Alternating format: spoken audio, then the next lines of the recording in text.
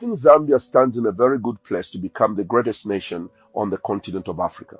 Every aspect is in place to achieve that status. We are a rich country. We are richly endowed. The people are very kind people, very warm people. We have the ingredients of becoming the greatest nation on the face of this continent.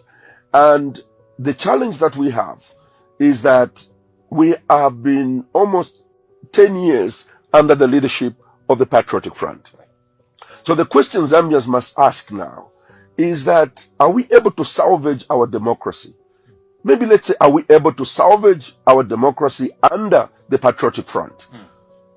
After 10 years of observing the Patriotic Front, I do not think it is possible.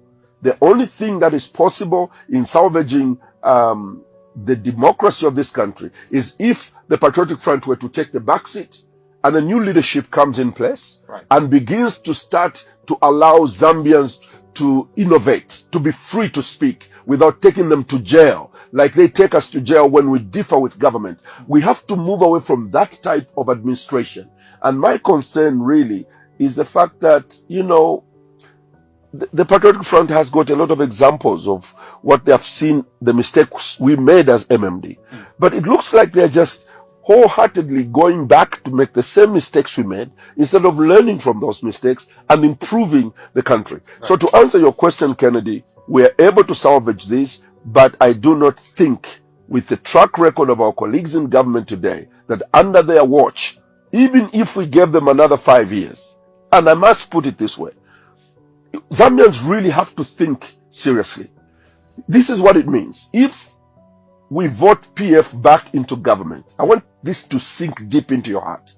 It means that the way things are now is the only way they are going to be for the next 5 years, if not worse, because they cannot improve, because it's the same people, the same thinking, the same approach, the same way they feel towards others, violent, arrogant, uncompromising.